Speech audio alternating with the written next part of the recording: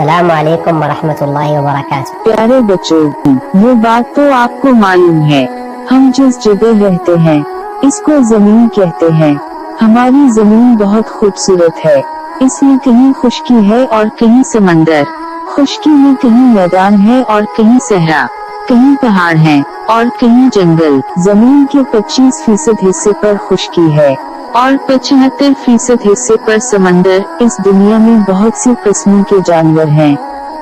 कोई आसमान में उड़ता है, कोई जंगल में रहते हैं, कोई जानवर मैदानों में रहते हैं, कोई जानवर खूनखोर होते हैं, कोई जानवर हम घरों में पालते हैं और हमारे काम आते हैं।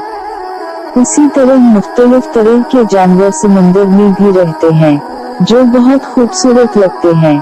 अल्लाह ताला ने हर चीज बहुत खूबसूरत और बेहतरीन अंदाजे पे बनाई है। प्यारे बच्चों, गहरे समंदर में बहुत सारी अल्लाह ताला की मखलूक रहती है।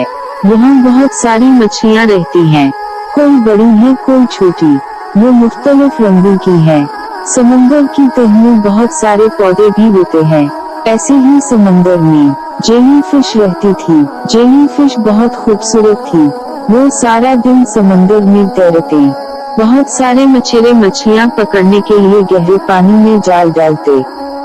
वो मछलियाँ पकड़ते और बाजार में फरोख्त करते। एक दिन उन मछेरों के जाल में एक जेलीफिश आ गई।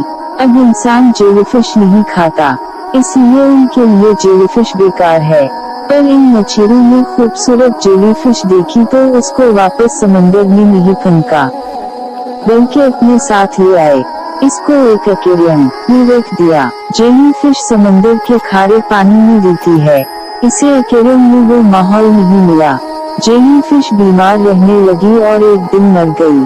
इन मछेरों ने जेलीफिश को बाहर निकाल दिया। इंसान ने अपनी खुशी के लिए एक जानवर की जान ली। प्यारे बच्चों, हमें हर जानवर की जिंदगी का ख्याल रखना चाहिए। इंसानों की तरह जानवरों की जिंदगी भी अहम होती है।